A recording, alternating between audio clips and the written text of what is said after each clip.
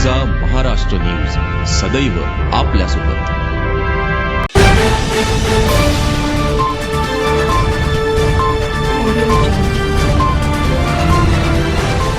मुस्लिम समाजाचा सर्वात मोठा सण म्हणजे रमजान ईद। ईद निमित्त समाज बांधव मोठ्या प्रमाणात खरेदी करताना दिसतात। मात्र कर्जबाजारी व दारिद्र्य रेषेखाली कुटुंबात महागाईमुळे या सणाच्या आनंदावर विरजण पडते। भुसावळचे माजी आमदार संतोषभाऊ चौधरी यांनी प्रत्यक्ष शहरात फिरून अशा कुटुंबाचा शोध घेतलाय। कर्जबाजारी झाल्यामुळे आत्महत्या केलेले गुड्डू पहलवान व रफिक मांडेवाले यांच्या कुटुंबाला प्रत्येकी 1 लाख रुपयांची मदत केली आहे।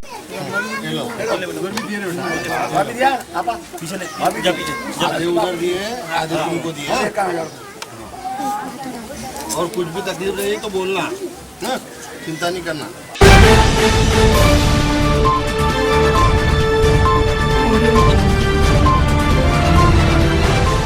नदीकाठच्या लोकांना सतर्कतेचा इशारा देण्यात आला असून कालपासून सूर्या नदीवरील मुंबई अहमदाबाद महामार्ग ते पालघरला जोडण्या जाणारा मासवण पूल हा पूर्ण पाण्याखाली गेला असून 12 फूट पाणी ह्या पुलावर आहे। येथील पालघर या नवीन जिल्ह्याला जाणारे सर्व रस्ते बंद झालेत। काही बाजारपेठांमधील दुकानांमध्ये पाणी शिरलंय। डहाणूतील इराणी रोड पाण्याखाली गेला आहे। डहाणूमध्ये रमेश भोगे ही व्यक्ती पुरात वाहून गेल्याने त्याचा मृत्यू झालाय। एकूण या परिसरामधील जनजीवन विस्कळीत झाले। आम्ही इथे सकाळी 8 वाजेपासून इथे आलेलो आहे। आम्हाला पालघरला जायचं आहे। पूर्ण रस्ता पॅक आहे, तरी आम्हाला आता इथे जाण्यासाठी कोणताही मार्ग खुला नाहीये आणि रात्रीपासून जोरदार पाऊस चालू आहे। इथे मासवणचा ब्रिज वगैरे सर्व भरलेला आहे, मोरी सर्व भरलेली आहे। आता आम्ही जाणार कसे, हा आमचा प्रॉब्लेम आहे। तरी मासवणचा ब्रिज तरी बनवावा असं आम्हाला तरी वाटते।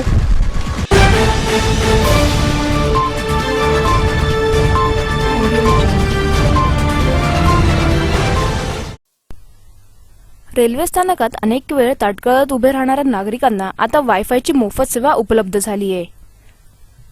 कळवा आणि मुंब्रा रेल्वे स्थानकात ही सेवा प्रवाशांना उपलब्ध झाली आहे। विद्यार्थी आणि नोकरदार प्रवाशांना सुविधेमुळे मदत होणार आहे। या सुविधेचे उद्घाटन आज या रेल्वे स्थानक परिसरात करण्यात आले। या सुविधेमुळे सर्वसामान्य आणि गरीब विद्यार्थ्यांना आपल्या घरी न परवडणारी सुविधा उपलब्ध होणार आहे।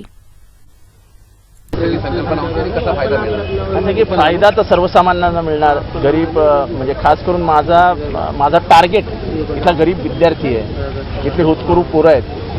700 रुपये खर्च करून आपल्या आई वडिलांवरती ओझं येतं, ही मनाला खटकणारी भावना असते।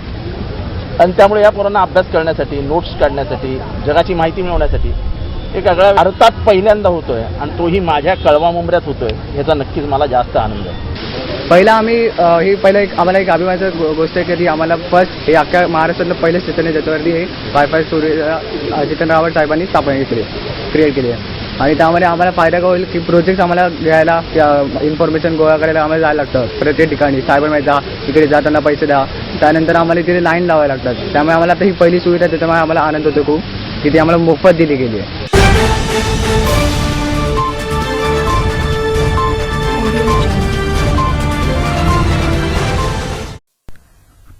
ठाण्यातील काँग्रेसचे माजी गटनेते रवींद्र फाटक यांनी आपल्या 7 नगरसेवकांच्या समवेत नुकताच शिवसेनेमध्ये प्रवेश केल्यामुळे सदर जागी चव्हाण यांची नियुक्ती काँग्रेसचे प्रदेशाध्यक्ष माणिकराव ठाकरे यांच्या आदेशान्वये शहर अध्यक्ष बाळकृष्ण पुर्णेकर यांनी केली आहे।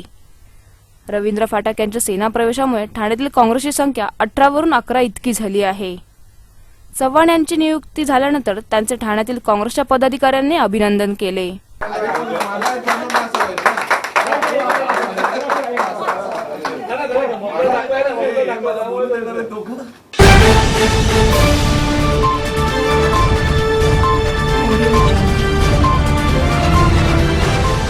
काही दिवसांपासून सुरू असलेल्या बालगोविंदा पथकांच्या समावेशाबाबत आज निर्णय जाहीर झाला। बाल हक्क आयोगाच्या समितीला न जुमानता 6 वर्षावरील बालगोविंदा दहीहंडी थरांवर चढवले जातील असा निर्णय दहीहंडी समन्वय बैठकीत आज घेण्यात आला। 11 वर्षाखालील गोविंदांचा दहीहंडीत समावेश करण्यावर आयोगाने आक्षेप घेतला होता। त्या पार्श्वभूमीवर आज मुंबईत दहीहंडी समन्वय समितीची बैठक घेण्यात आली होती। यंदाच्या उत्सवापूर्वी दहीहंडी क्रीडा प्रकाराचा समावेश हा साहसी क्रीडा प्रकारात केला जावा, यासाठी मुख्यमंत्री आणि क्रीडा पालकमंत्र्यांची भेट घेतली जाईल अशी या बैठकीनंतर सांगण्यात आलं. बाल हक्क समितीने हा निर्णय मागे घेतला नाही तर यंदा गोविंदा पथक या दहीहंडी क्रीडा प्रकारावर बहिष्कार घालतील अशी चर्चा होती. मात्र आज बैठकीत उत्सवावर बहिष्कार न घालता 6 वर्षाखालील मुलांना थरावर न चढवण्याचा निर्णय घेण्यात आला. बनता है कि महाराष्ट्र की जो संस्कृति है, परंपरा है, वो कायम रखी जाए.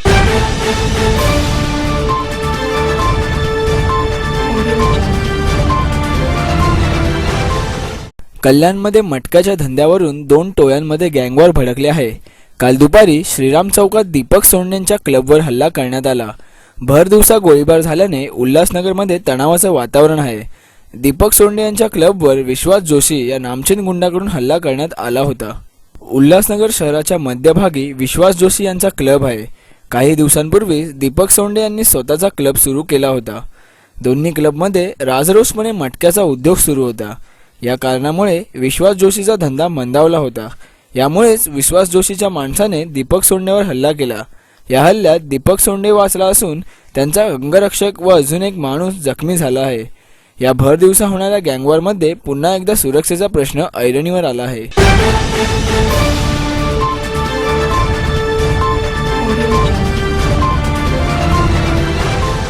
पुण्याच्या रोहन मोरे या IT इंजिनियरने शनिवारी 26 जुलै रोजी इंग्लिश खाडी पोहून पार करण्याचा पराक्रम गाजवला. रोहन मोरे हा मूळचा पुण्याचा असून रोहन मोरे सध्या कॉग्निझंट कंपनीतल्या नोकरीसाठी अबुधाबीत राहतो. त्याने 35 किलोमीटर अंतराची इंग्लिश खाडी पार करण्यासाठी अबुधाबीत कसून सराव केला होता. ब्रिटिश प्रमाणवेळेनुसार शुक्रवारी रात्री 10च्या सुमारास रोहन इंग्लंडच्या समुद्रकिनाऱ्यात उतरला. त्याने तब्बल 13 तास 13 मिनिटे पोहून फ्रान्समधल्या कॅप पॉइंटचा किनारा गाठला. 2014च्या मोसमात इंग्लिश खाडी एकट्याने पोहून पार करणारा हा केवळ दुसराच जलतरणपटू ठरला आहे. रोहन मोरे यांनी इंग्लिश खाडी पार करत एक नवा पराक्रम केला आहे.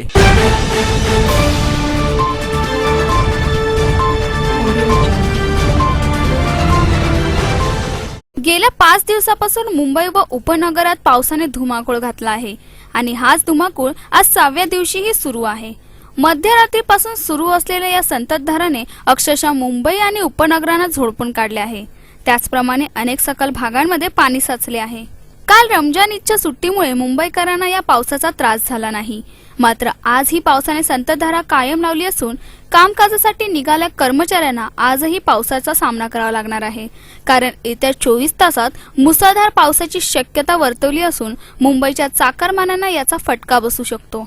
मुंबईतल्या या मुसळधार पावसाचा फटका आज मुंबईतल्या लाईफलाईन असलेल्या रेल्वेला बसला आहे.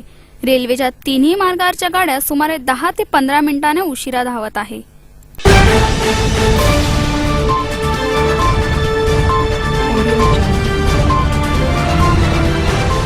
पावसाची संततधारा सुरू असताना वसई विरारमध्ये 24 तासात 123 मिलीमीटर पाऊस बरसला आहे. कालच्या पावसाने वसई विरार त्याचप्रमाणे मीरा भाईंदरमध्ये पावसाने हाहाकार माजवला आहे. वसई विरार नालासोपारा या गावातील सकल भागात मोठ्या प्रमाणात पाणी साचल्याने अनेक गावांचा संपर्क तुटला आहे. तर वाहन चालकांना तारेवरची कसरत करावी लागली तर काही गाड्या अडकून पडल्या आहेत. त्याचप्रमाणे या पावसामुळे नागरिकांना मोठ्या प्रमाणावर अडचणीचा सामना करावा लागत आहे.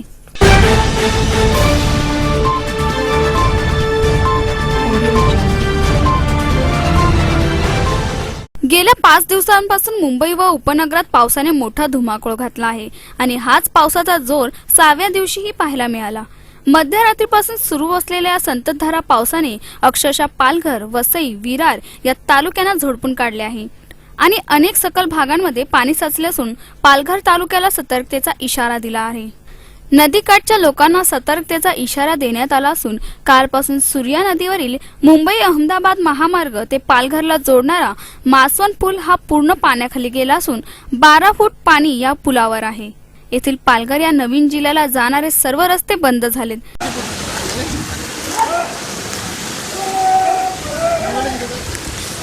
काही बाजारपेठांमधील दुकानांमध्ये पाणी शिरले आहे. डहाणूतील इराणी रोड पाण्याखाली गेला आहे. डहाणूमध्ये रमेश भोगे हे व्यक्ती पुरात वाहून गेल्याने त्यांचा मृत्यू झालाय. एकूणच या परिसरामध्ये जनजीवन विस्कळीत आहे.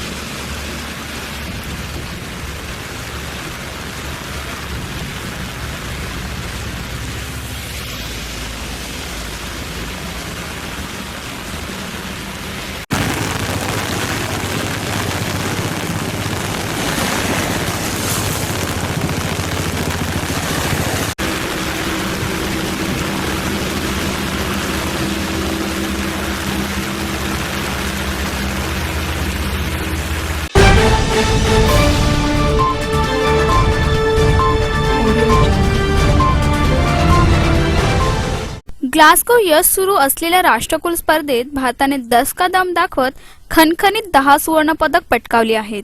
भारताचा स्टार कुस्तीपटू सुशील कुमारने पाकिस्तानी कुस्तीपटू कमर अब्बासला धूळ चाटत सुवर्ण पदक पटकावले आहे. सुशील कुमारने 6 गुण घेऊन सुवर्ण पदकावर आपलं नाव कोरलं आहे. त्याचं हे वैयक्तिकरित्या 2 सुवर्ण पदक आहे. त्याचबरोबर अमित कुमारनेही 57 किलो कुस्ती गटात सुवर्ण पदक पटकावले. याशिवाय विनेशने महिलांच्या 48 किलो वजनी गटात सुवर्ण पदक मिळवले. तिनं इंग्लंडच्या रॅन्टिगनचा पराभव केला. तर दुसरीकडे राष्ट्रकुल स्पर्धेत महिलांची घोडदौड कायम आहे. 50 मीटर रायफल स्पर्धेत लज्जा गोसामीला कांस्य पदक मिळवलं आहे. भारतीय खेळाडूंच्या या दमदार कामगिरीच्या जोरावर भारताने कॉमनवेल्थ गेम्समध्ये आतापर्यंत 34 पदकं मिळवली आहेत.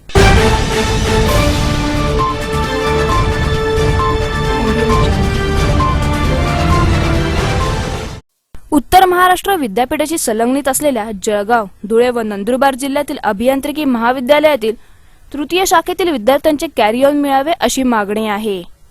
कुलगुरूंनी कॅरी ऑन देण्यास नकार दिल्यामुळे विद्यार्थ्यांनी आपले आंदोलन तीव्र केले असून विद्यार्थी आमरण उपोषणासाठी बसले आहे. तसेच या आंदोलनात मनसेनेही उडी घेतली आहे. खानदेशातील सुमारे 2,500 विद्यार्थ्यांचा हा प्रश्न आहे. अभियांत्रिकीसाठी 2012 व 2013 पासून विद्यापीठाने CGPA पॅटर्न सुरू केला असून विद्यार्थ्यांची परीक्षा 80+20 पॅटर्न नुसार आहे. महाराष्ट्र नवनिर्माण सेनेच्या वतीने जे गेल्या 8 दिवसापासून या ठिकाणी वातावरण निर्मिती होते, विद्यापीठातील कुलगुरू साहेबांनी आम्हाला शब्द दिला होता की आम्ही तुम्हाला ओल्ड पॅटर्न नुसार कॅरी ऑन देऊ, आणि तो शब्द त्यांनी फिरवला. मग आम्ही काल धरणे आंदोलन केलं. कालही काही निर्णय निघाला नाही. मग आम्ही काल निर्णय घेतला आमरण उपोषणाचा. आज आमरण उपोषण या ठिकाणी आमचं चालू झालं. विद्यापीठाने कॉलेजांवर असा दबाव आणलाय की तुमचा विद्यार्थी हा त्या आंदोलनामध्ये सहभागी न होता तो घरी बसावा. जर तो त्या आंदोलनामध्ये सहभागी झाला तर त्याचं नुकसान होईल, शैक्षणिक नुकसान होईल. याला कॉलेज जबाबदार राहणार नाही असं त्यांना फोन करून त्यांच्या घरी सांगण्यात आलं. म्हणजे किती दुर्दैवाची बाब आहे की विद्यार्थी हा त्याच्या मागण्यांसाठी झटतोय, आणि महाराष्ट्र नवनिर्माण सेनेने असं कुठलंच काम केलं नाही की जेणेकरून ते विघातक आहे. एक सनदशील मार्गाने आम्ही चाललोय आणि आमच्या मार्गाने गांधीगिरीने आम्ही या ठिकाणी आमरण उपोषणाचा निर्णय घेतलेला आहे. त्याच्यामुळे विद्यापीठाने लवकरात लवकर निर्णय घ्यावा, नाहीतर आम्ही 8 दिवस काय महिनाभर या ठिकाणी बसू. ज्या विद्यार्थ्यांना कॅरी ऑन हवे आहे त्या विद्यार्थ्यांना 100 गुणांचा पॅटर्न होता. जुन्या अभ्यासक्रमाच्या तृतीय शाखेतील विद्यार्थ्यांना विद्यापीठाने कॅरी ऑन दिले नाही तर नवीन पॅटर्नमध्ये विद्यार्थ्यांचे शैक्षणिक नुकसान होईल. जुन्या अभ्यासक्रमातील काही विषय विद्यार्थ्यांना CGPA पॅटर्नमध्ये आल्याने पुन्हा त्याच विषयांचा अभ्यास विद्यार्थ्यांना करावा लागणार आहे. त्यामुळे कॅरी ऑन मिळण्याची मागणी विद्यार्थ्यांनी केली आहे. असं प्रॉब्लेम आहे की आम्ही आता ओल्ड 3 वर्ष डिग्री आम्ही ओल्ड सिलेबसमध्ये केली, तर आता एका वर्षासाठी आम्हाला न्यू पॅटर्नमध्ये टाकायला नको, कारण त्यांचं पॅटर्न एक 80-20 पॅटर्न आहे. आम्ही 100 मार्क्सचे पेपर आतापर्यंत प्रिफर केले आणि आम्हाला ह्या ओल्ड सिलेबसमध्ये टाकल्यामुळे पेपर्स रिपीट होणार आहेत आणि एका वर्षासाठी ही लास्ट बॅच आहे ओल्ड सिलेबसची. तर आमचं असं आहे की ओल्ड सिलेबसला तर ह्यावेळेस कॅरी ऑन देऊन द्यायला हवा. साधारणतः एका पेपरमुळे फर्स्ट इयरच्या पेपरमुळे आमचं नुकसान होत आहे, तर एका पेपरमुळे आमचं नुकसान नको व्हायला ही आमची इच्छा आहे. तर आम्हाला कॅरी ऑन दिला गेला पाहिजे.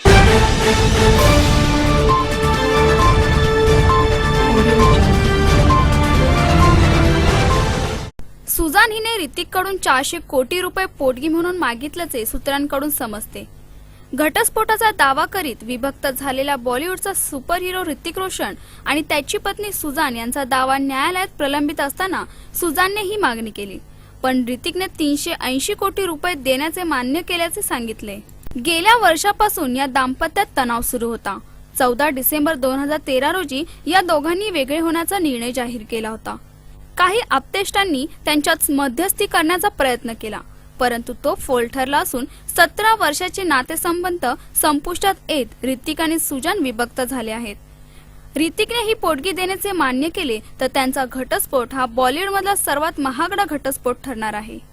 जर ऋतिकने 400 कोटी रुपये पोटगी दिली तर आजपर्यंत सर्वाधिक पोटगी देण्याचा रेकॉर्ड त्यांच्या नावावर नोंदवला जाईल. 2000 मध्ये कहो ना प्यार है या चित्रपटानंतर ऋतिक रोशन सुजान विवाहबद्ध झाले होते. त्यानंतर त्यांचा काइट्स हा चित्रपट आला. यात स्पॅनिश अभिनेत्री बार्बरा मोरीने काम केले होते. ऋतिक आणि बार्बरामध्ये प्रेम संबंध असल्याचे समजले जात होते. त्याच कारणावरून सुजान व ऋतिक यांच्यातील नातेसंबंध ताणले.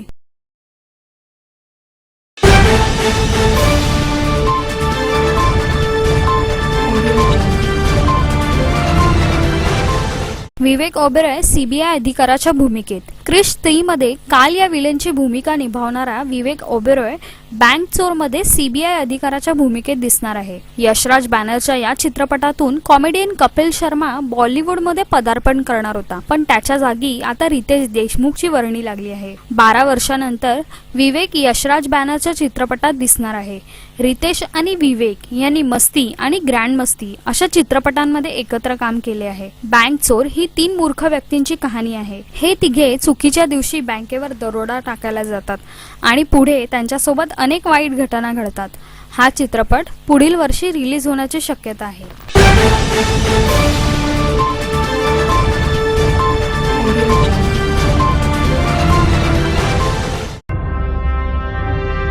महाराष्ट्र न्यूज सदैव आपल्यासोबत.